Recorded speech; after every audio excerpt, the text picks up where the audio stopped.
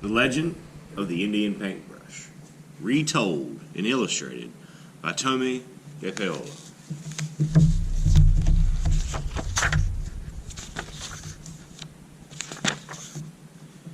Many years ago, when the people traveled the plains and lived in a circle of teepees, there was a boy who was smaller than the rest of the children in the tribe. No matter how hard he tried, he couldn't keep up with the other boys, who were always riding, running, shooting their bows, and wrestling to prove their strength. Sometimes his mother and father worried for him. But the boy, who was called Little Gopher, was not without a gift of his own. From an early age, he made toy warriors from scraps of leather and pieces of wood, and he loved to decorate smooth stones with the red juices from berries he found in the hills. The wise shaman of the tribe understood that Little Gopher had a gift that was special. "Do not struggle, Little Gopher. Your path will not be the same as the others. They will grow up to be warriors. Your place among the people will be remembered for a different reason." And in a few years, when Little Gopher was older, he went out to the hills alone to think about becoming a man, for this was the custom of the tribe. And it was there that a dream vision came to him. The sky filled with clouds, and out of them came a young Indian maiden and an old grandfather. She carried a rolled-up animal skin, and he carried a brush made of fine animal hairs and pots of paint. The grandfather spoke. "My son, these are the tools by which you shall become great among your people. You will paint pictures of the deeds of the warriors and the visions of the shaman, and the people shall see them and remember them forever." The maiden unrolled a pure white buckskin and placed it on the ground. "Find a buckskin as white as this," she told him, "and keep it, and one day you will paint a picture that is as pure as the colors in the evening sky." And as she finished speaking, the clouds cleared, and a sunset of great beauty filled the sky. Little Gopher looked at the white buckskin, and on it he saw colors as bright and beautiful as those made by the setting sun.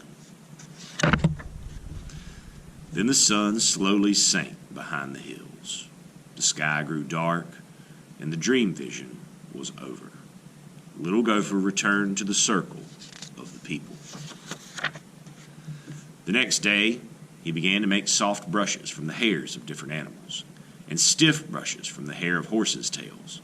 He gathered berries and flowers and rocks of different colors and crushed them to make his paints. He collected the skins of animals, which the warriors brought home from their hunts. He stretched the skins on wooden frames and pulled them until they were tight.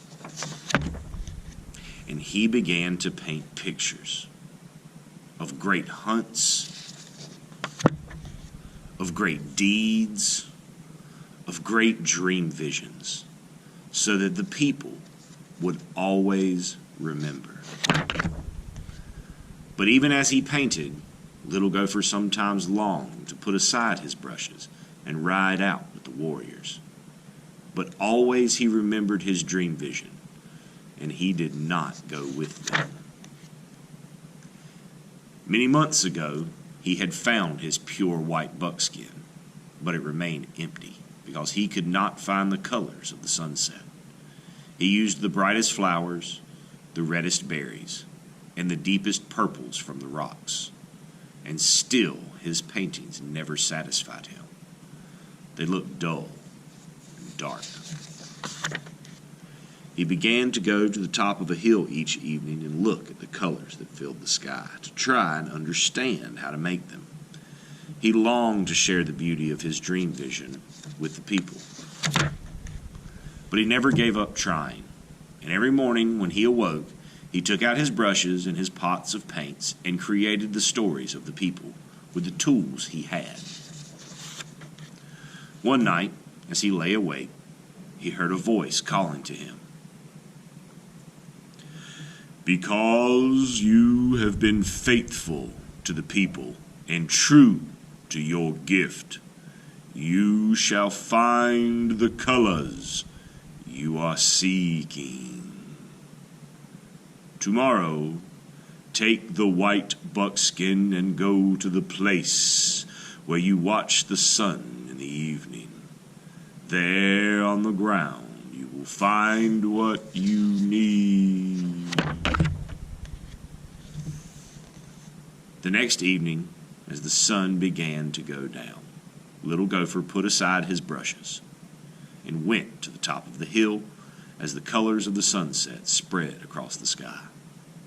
And there, on the ground all around him, were brushes filled with paint, each one a color of the sunset. Little Gopher began to paint quickly and surely, using one brush, then another. And as the colors in the sky began to fade, Little Gopher gazed at the white buckskin, and he was happy. He had found the colors of the sunset. He carried his painting down to the circle of the people, leaving the brushes on the hillside.